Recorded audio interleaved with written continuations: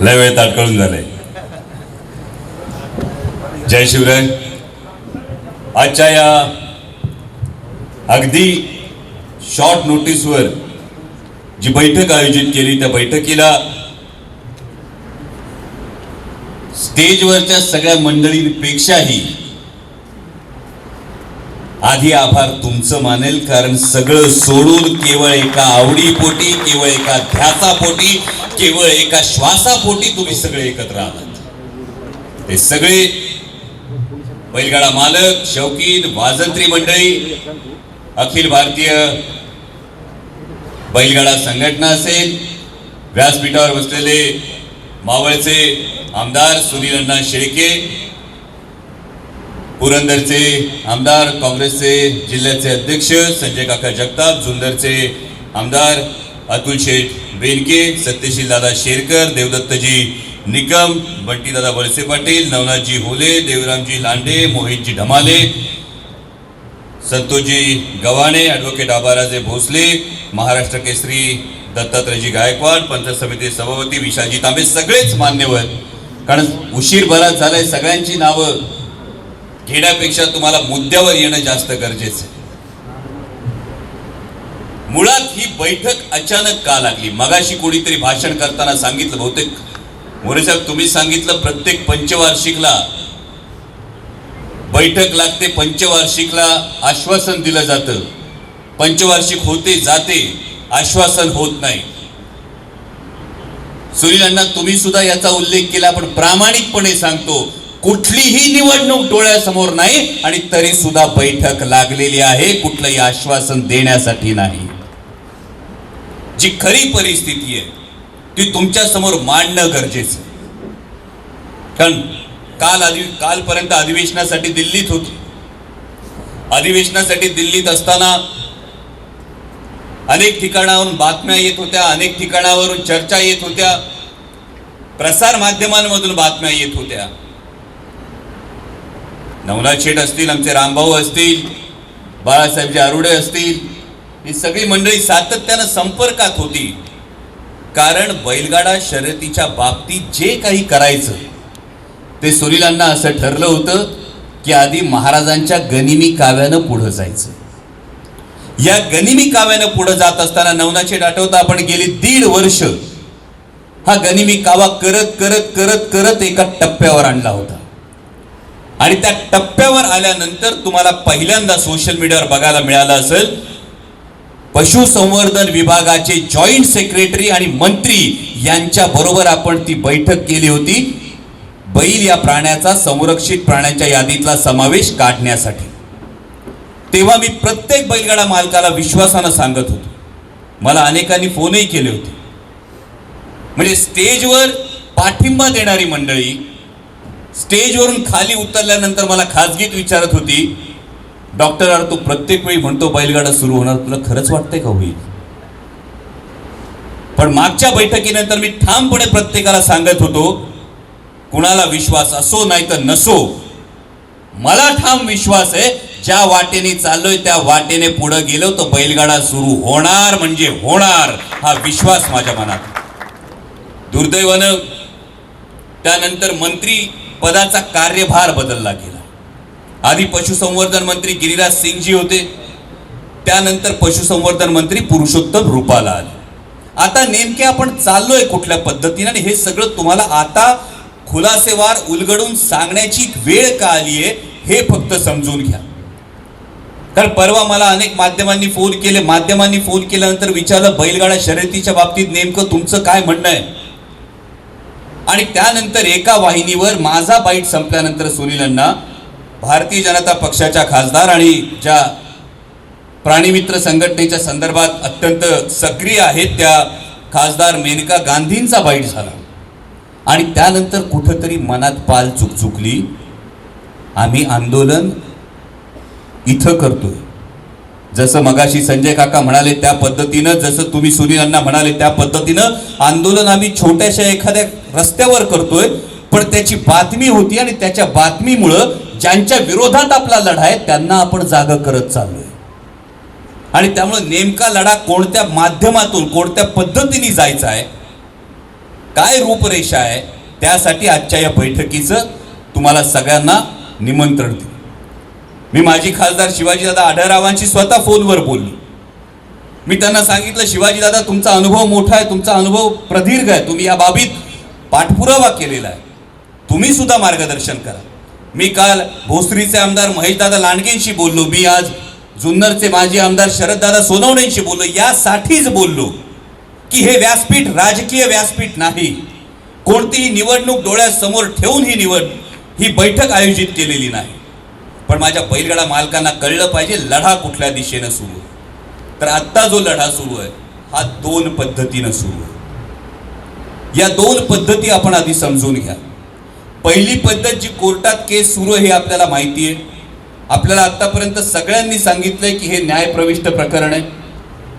आता या न्यायप्रविष्ट प्रकरणासाठी 5 जजेसचा एक कॉन्स्टिट्यूशनल बेंच बनणार आहे. 5 सदस्यीय खंडपीठासमोर जी मद्रास हायकोर्टाच्या निर्णयाला विरोधात आणि मुंबई हायकोर्टाच्या निर्णयाच्या विरोधात या 2 याचिकांची सुनावणी होणार आहे. पण ते 5 सदस्यीय खंडपीठ बसतच नाही. या संदर्भात पाठपुरावा करत असताना जी आपली बाजू मांडतायत महाराष्ट्र सरकारचे वकील ॲडव्होकेट सचिन पाटील यांच्याशी मी चर्चा केल्यानंतर पुढच्या 1 ते 2 दिवसामध्ये जे आपले अटॉर्नी जनरल आहेत त्या ॲडव्होकेट मुकुलजी रोदगी साहेबांची वेळ मी त्यांना मागितली, जेणेकरून हे 5 सदस्यीय खंडपीठ लवकरात लवकर करा अशी मागणी ही आपल्या अटॉर्नी जनरल कडून सुप्रीम कोर्टाला केली जाईल.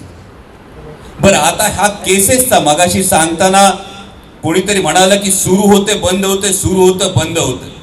त्यामुळे केसमध्ये हा मुद्दा जो आहे त्यामध्ये आपण कोणताही राजकीय हस्तक्षेप करू शकत नाही केसच्या संदर्भामध्ये.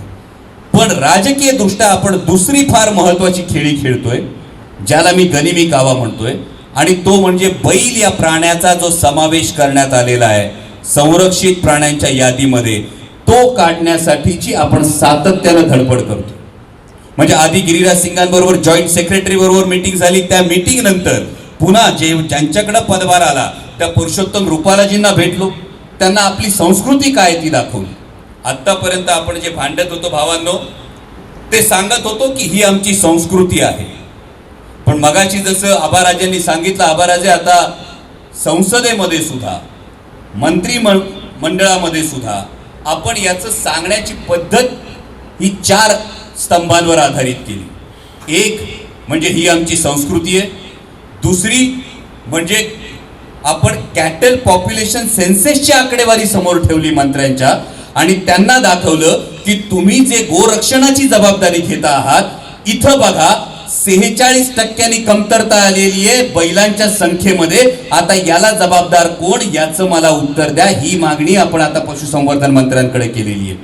त्यामुळे आपली संस्कृती, दुसरं म्हणजे देशी गोवंशाचं रक्षण आणि संवर्धन, तिसरं मगाशी आपले सनई वादकांनी जी भूमिका मांडली त्या पद्धतीनं ग्रामीण अर्थव्यवस्थेला चालना देणारं एक सशक्त मॉडेल म्हणून आपण याला पुढे आणतो. आणि चौथी गोष्ट आंतरराष्ट्रीय पर्यटनासाठीची संधी.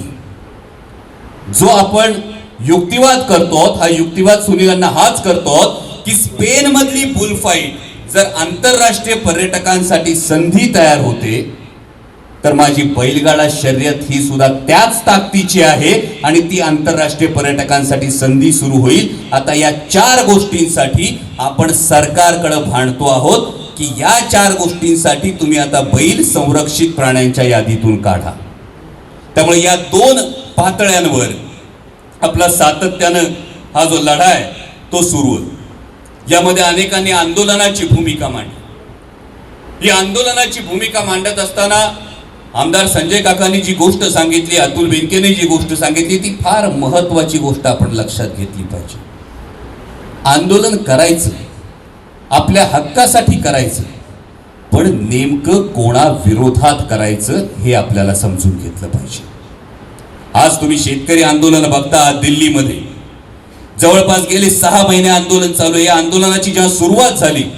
त्या आंदोलनाची जेव्हा सुरुवात झाली, जेव्हा पंजाबवरून शेतकरी निघाले ना, या पंजाबवरून शेतकरी निघाल्यानंतर असं सांगितलं जातं की ग्रँड ट्रंक जो हायवे हा अख्खा हायवे खणण्यात आला.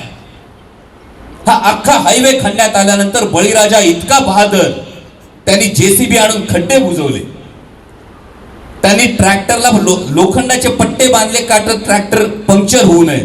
आणि असं असताना आज तो बळीराजा गेली 6 महिने दिल्लीच्या बॉर्डरवर बसून आंदोलन करतो आहे.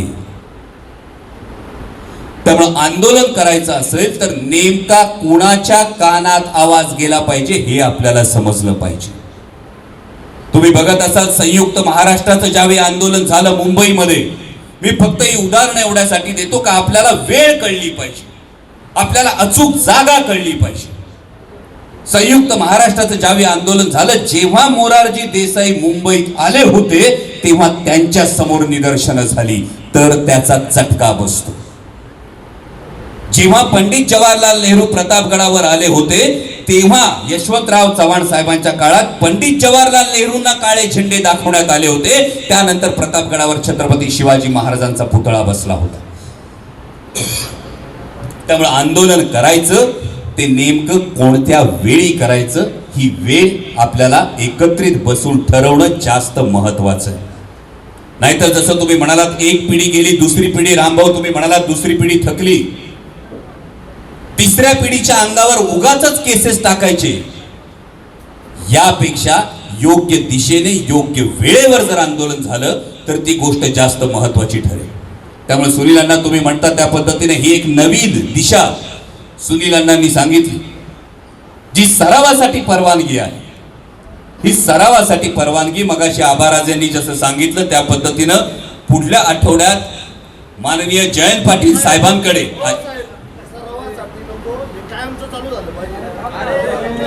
मी बाबा तेच टप्पे सांगतो तुम्हाला, फक्त 3 टप्पे त्याच्यामध्ये. पुढच्या आठवड्यात जयंत पाटील साहेबांकडे जी बैठक आहे, या बैठकीमध्ये जो आबाराजेंनी मुद्दा सांगितला की आर्टिकल 48च्या अंतर्गत आपल्याला राज्य सरकारच्या माध्यमातून काय करता येईल याची आपण नक्कीच चाचपणी करतो आहोत. त्यानंतर परवा येताना संसदेतून यायच्या आदल्या दिवशी सुद्धा मी स्वतः गिरिराज सिंगांना पुन्हा भेटलो.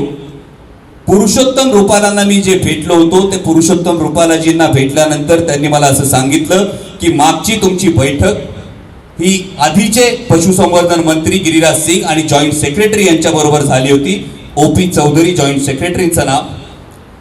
त्यांच्याकडून मी माहिती घेतो आणि मी कार्यवाही करतो. हे पुरुषोत्तम रुपालाजींनी सांगितल्यानंतर मी पुन्हा जाऊन गिरिराज सिंगांना भेटलो. पुन्हा जाऊन गिरिराज सिंगांना भेटून त्यांना विनंती केली की आता माझ्यासाठी तुम्ही पुरुषोत्तम रुपालांकडे चला, आणि ती मागणी गिरिराज सिंगांनी मान्य केलेली आहे. आता फक्त दोघांची वेळ मला जुळवून, दोघांना समोरासमोर बसवून ही गोष्ट मार्गी लावायची. त्यामुळे जो नेहमीचा कायमचा जो मुद्दा आहे, कायमचे सुरू होण्याच्या दृष्टीनं साधारणतः सोमवारी आपल्याला कोर्टाच्या संदर्भात काय पुढची हालचाल होते ही आपल्याला माहिती मिळेल पुढच्या सोमवारी. त्यानंतर पुढची बैठक झाल्याबरोबर 2 केंद्रीय मंत्री गिरिराजजी सिंग आणि आत्ताचे पशुसंवर्धन मंत्री पुरुषोत्तम रुपाला या दोघांची एकत्रित बैठक झाल्यानंतर आपल्याला बैल या प्राण्याचा समावेश संरक्षित प्राण्यांच्या यादीतून कसा काढता येईल हे दुसरं आपल्याला समजेल. तिसरी गोष्ट राहतो मुद्दा तुमचा आंदोलनाचा. तर संजय काका, मी तुम्हाला सगळ्यांना एकच विनंती करेन, या 2 गोष्टी जे तुम्ही डेडलाईन म्हणतात, या 2 गोष्टी पुढच्या काही काळामध्ये समोर येतील. या समोर आल्यानंतर जे संजय काकांनी सांगितलं त्या पद्धतीनं जो वणवा पेटलाय बाळासाहेब, तो वणवा असा पेटला पाहिजे का महाराष्ट्रातल्या वणव्याची धग दिल्लीला बसली पाहिजे, असा वणवा पेटला पाहिजे. आणि हा वणवा कधी पेटवायचा तर फक्त या 2 गोष्टींनंतर याची आपण निर्णय नक्की घेऊ. मगाशी सुनील अण्णा तुम्ही म्हणालात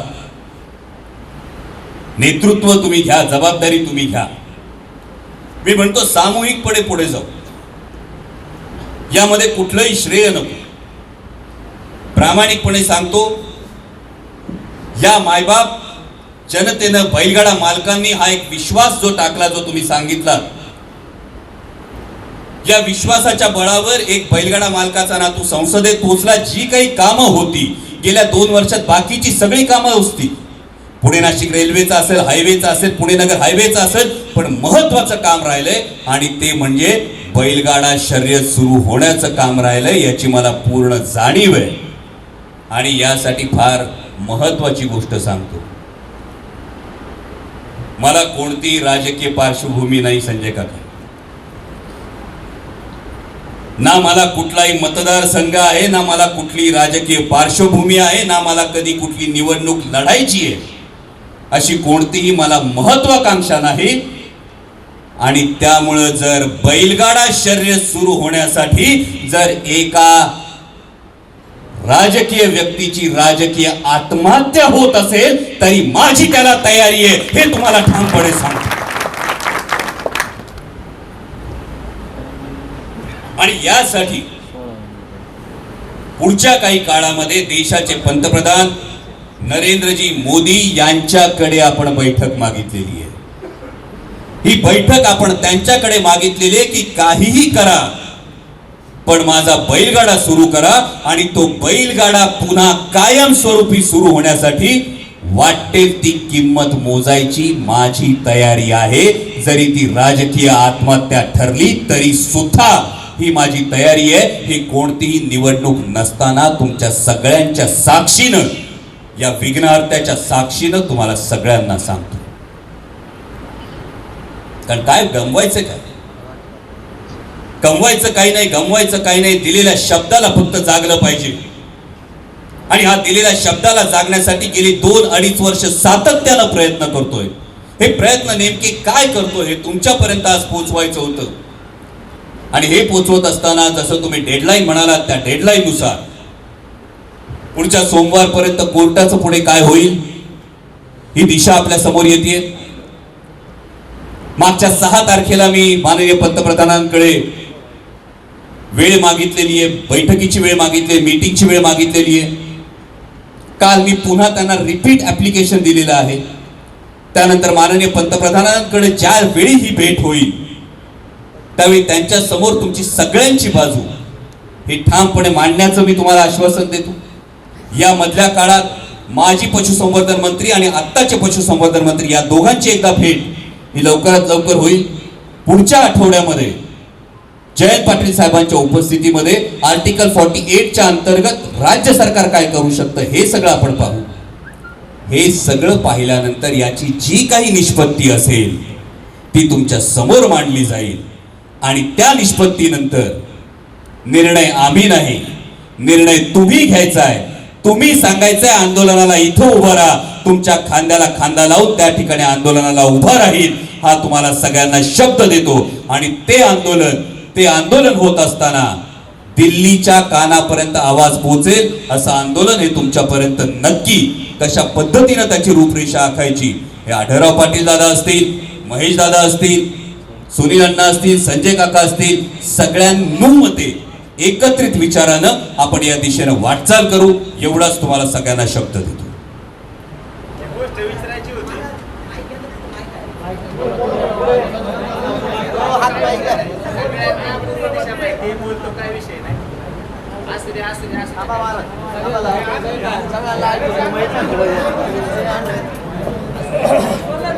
बोला बोला.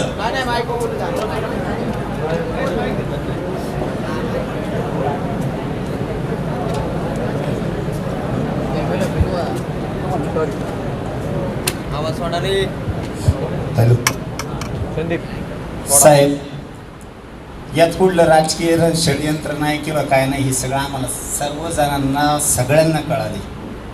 आमचा मुद्दा काय होता माहिती आहे का, की आमची बैलगाडा शर्यत कशी का होईना चालू झाली पाहिजे.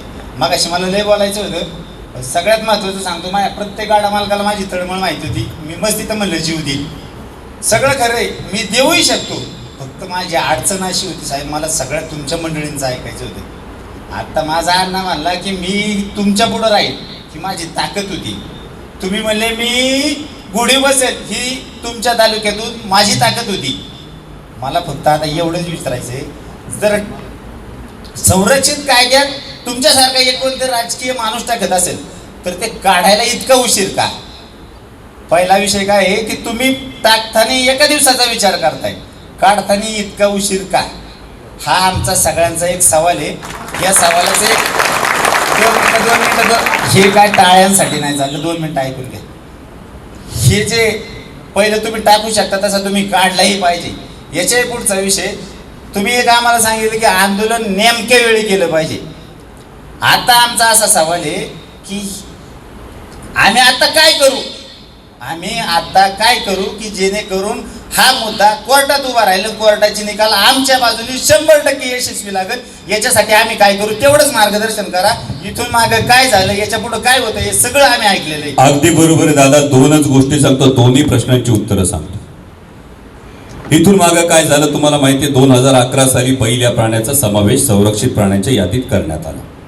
आता यासाठी आपण का भांडतोय, तर यामध्ये ट्रेन आणि एक्झिबिट या 2 गोष्टींवर बंदी आहे, याची सुद्धा तुम्हाला कल्पना आहे. ठीक आहे. कोर्टात आपण जो एक मुद्दा मांडण्याचा प्रयत्न करतोय, तो मुद्दा कोर्टाच्या केसविषयी एक बोलतो. तो मुद्दा असा आहे की बैलगाडा शर्यत ही कुठेही तिकीट लावून केली जात नाही, त्यामुळे याला जो टिपिकल एक्झिबिटचा जो मुद्दा आहे तो लागू होत नाही. हा आपला एक महत्वाचा मुद्दा आहे.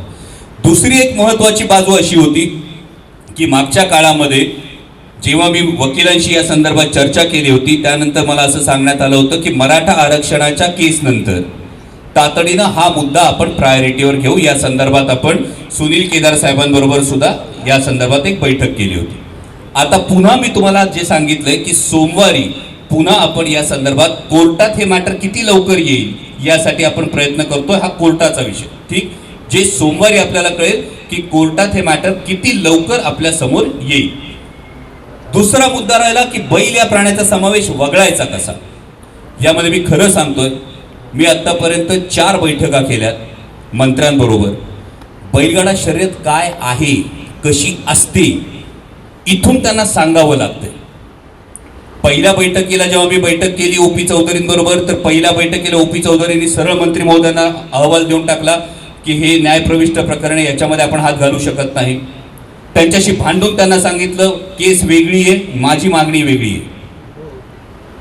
केस ही बैल या प्राण्याच्या संरक्षित प्राण्यांच्या यादीतल्या समावेशाची नाही, त्यामुळे हे न्यायप्रविष्ट प्रकरण केंद्र सरकारसाठी होत नाही. माझं जे प्रकरण आहे ते बैल या प्राण्याचा समावेश वगळा. आता यामध्ये असं होणार आहे, मंत्र्यांचा सकारात्मक प्रतिसाद, या मंत्र्यांच्या सकारात्मक प्रतिसादानंतर डिपार्टमेंटल बैठक, या डिपार्टमेंटल बैठकीनंतर ॲनिमल वेलफेअर बोर्डाची एक बैठक, आणि त्या बैठकीचा अहवाल हा आपल्या मनासारखा करून घेऊन बैल यातून वगळता येऊ शकतो. अजूनही त्यात 2 मतप्रवाह आहेत. काहींचं म्हणणं आहे याला संपूर्ण मंत्रिमंडळाची मंजुरी लागेल, काहींचं म्हणणं आहे हे फक्त जसं टाकलं अचानक तसं अचानक काढता येईल. आपण दोन्ही बाजूनी लढतोय. आणि त्यासाठी तिसरी बाजू जी म्हणतोय, त्यासाठी मी स्वतः पंतप्रधानांची वेळ मागितली की मला तुम्हाला ही बाजू मांडायची. त्यामुळे या 3 गोष्टींसाठी जेवढा वेळ लागेल, तुम्ही एवढे दिवस, एवढी वर्ष हा लढा दिलेला आहे.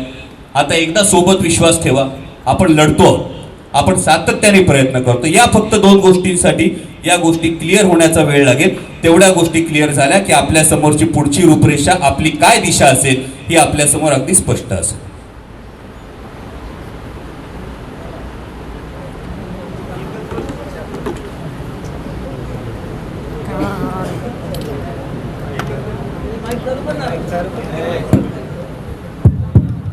एकच गोष्ट विचारतो, साधारणतः न्यायप्रणालीला वेळ लागणार आहे हे आता बोलण्यातून थोडक्यात स्पष्ट होते. पण आत्ताचं जे झाले, इथून माग आपली म्हण होती सरकारी काम 12 महिने थांब. आता तुमच्या वायफायमुळे झटक्यावर पटक्यावर फॅक्स होते गेले की दिल्ली जाते. हा वेळ लागतोय हे आमच्या लक्षात येतोय की बाबा सरकारी काम हे 12 महिने थांबावं लागणार आहे. 100% खरं, याला वेळ लागू द्या. आता माझं काय म्हणणं आहे की आता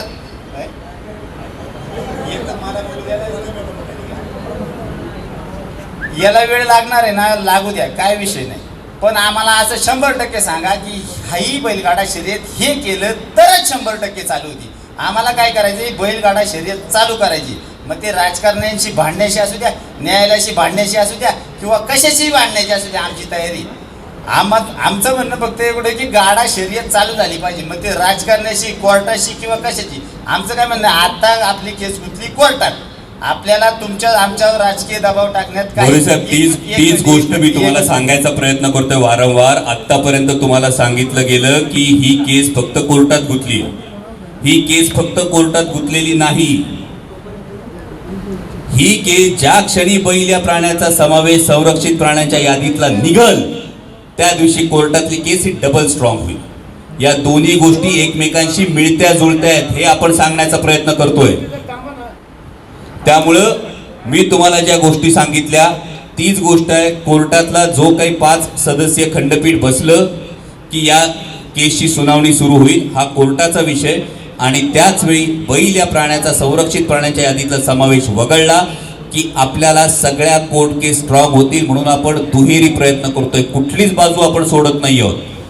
त्यामुळे आपण दोन्ही बाजूनी लावून धरली आहे, दोन्ही बाजूनी आपण लढतो आहोत. आणि हे करत असताना आपल्यासाठी चांगली गोष्ट अशी आहे का वाघ, सिंह, माकड, अस्वल यांच्या यादीत बैलाचा समावेश केला. आणि म्हणून आपण याला मी सुरुवातीला जे 4 मुद्दे सांगितले या 4 मुद्द्यांवर वेगवेगळ्या पद्धतीनं भांडतोय. म्हणजे ज्याला आपण म्हणतो ना का एकाच बाजूने नाही, आपण 4ही बाजूनी घेरायचा प्रयत्न करतो. गोरक्षणाच्या बाजूने तर गोरक्षणाच्या बाजूने बोलतोय, ग्रामीण अर्थव्यवस्था तर ग्रामीण अर्थव्यवस्थेने बोलतोय, पर्यटन तर पर्यटनाच्या बाजूने बोलतोय, संस्कृती तर संस्कृतीच्या बाजूने बोलतोय. आज तुम्ही संसदेतल्या कुठल्याही खासदाराला विचारा, अमोल कोल्हे बोलायला उभा राहिला का काही जण कुचाळक्या करतात माग, हा बोलला तर बैलगाड्याविषयीच बोलणार असेल फक्त. पण मला अभिमान आहे त्या गोष्टीचा का हो मी उभा राहिलो तर मी बैलगाड्याविषयी बोलणार हे जर वाटत असेल लोकांना तर मी वारंवार बोलणार, मी सतत बोलत राहणार.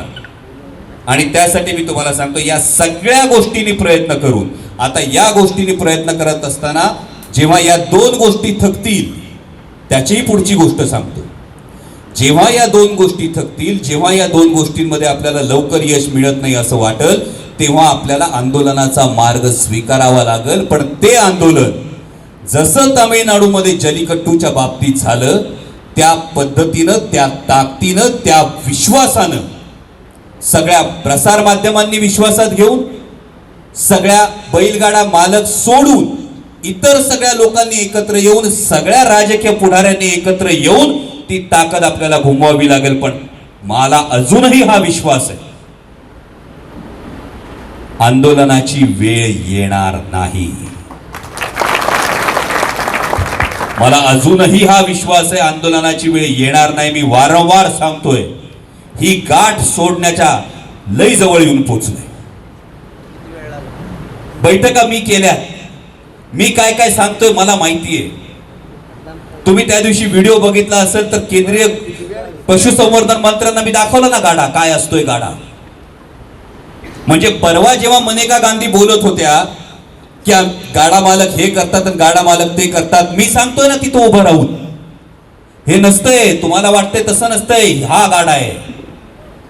आणि याच्यातून अर्थव्यवस्थेला काय चालना मिळते, याच्यातून तुम्हाला पर्यटनाला काय चालना मिळते, याच्यातून देशी गोवंश कसा राखला जातो हे सगळं सांगतोय ना मी. म्हणून मी तुम्हाला सांगतोय जवळ पोहोचलोय. वेळ किती लागणार दादा आता यासाठीच मी तुम्हाला सांगतो मी कशासाठी काय काय करतो हे सांगतोय. याच्यातलं काय माझ्या हातात आहे तुम्ही सांगा, मी तुम्हाला वेळ सांगतो.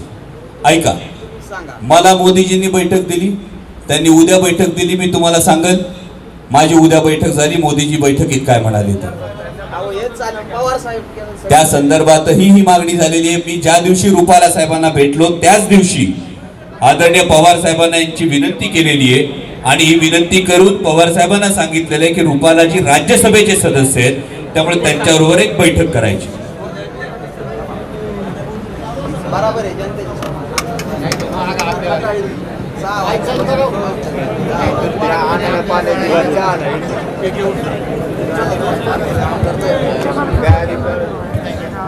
सर एक मिनिट थांबा साहेब. आम्ही सगळ्या गाड्या मालकांच्या वतीनं आपल्याला फक्त एक विनंती करतो.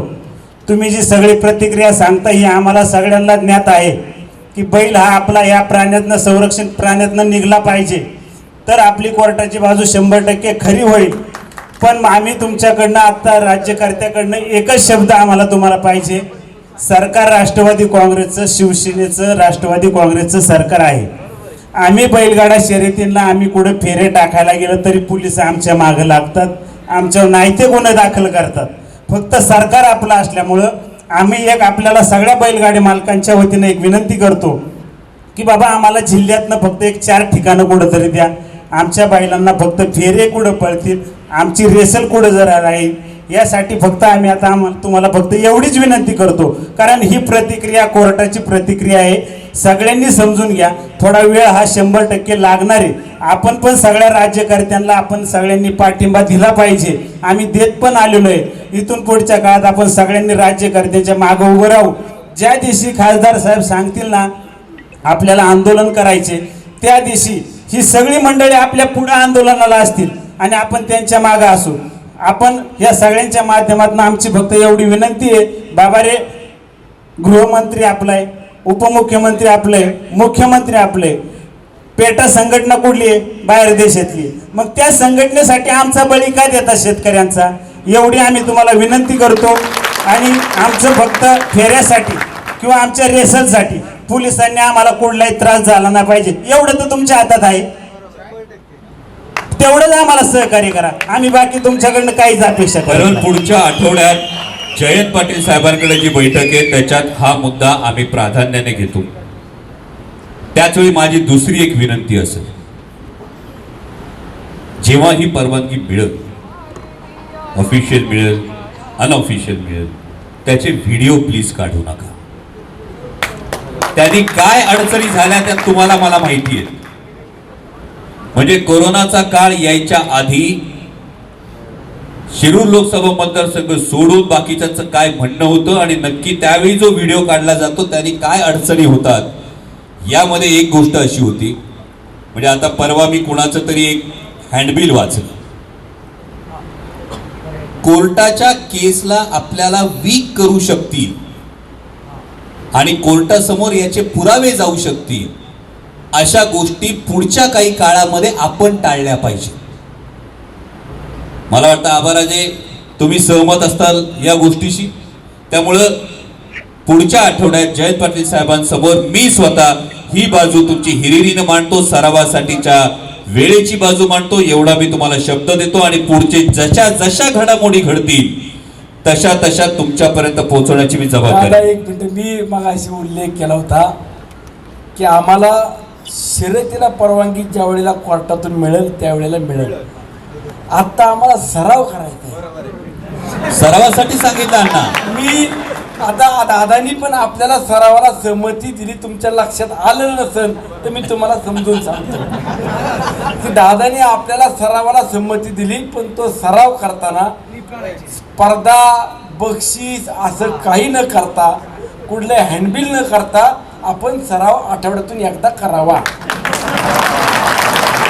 आणि त्यासाठी पुढच्या आठवड्यात जयंत पाटील साहेबांची बैठक झाली का आपल्याला त्याच्यातली बरोबर ठीक आहे, दिशा मिळेल. आपण सगळेजण शेतकरी, बळीराजा किंवा आपण गाडा मालक आहात, दादा आम्ही सगळेजण जयंत पाटलांची बैठक करतो.